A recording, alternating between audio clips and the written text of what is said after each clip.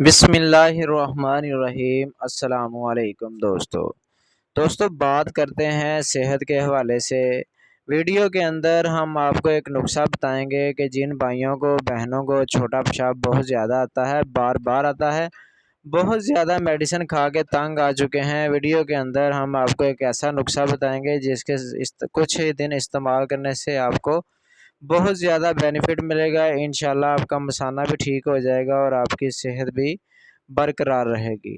Video شروع کرنے سے پہلے سب دوستوں سے گزارش ہے کہ جو ہمارے چینل پر نیو ہیں ہمارے چینل کو سبسکرائب کریں، لائک کریں، بیل کے بٹن پر کلک کریں تاکہ ہر نئی ویڈیو کا نوٹیفیکیشن سب سے پہلے آپ کے پاس آئے اور آپ کو میڈیسن کے حوالے سے نئے ٹوٹکے، نئی معلومات ملتی رہے، میڈیسن آپ کو ملتی رہے۔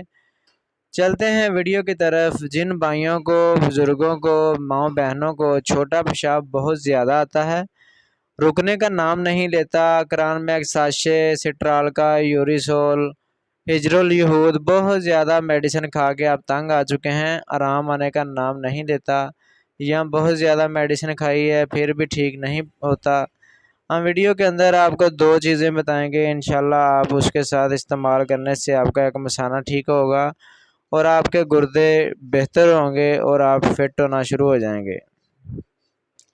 آپ نے لے لینا ہے 25 گرام جلوتری اور 25 گرام شکر لے لینی ہے۔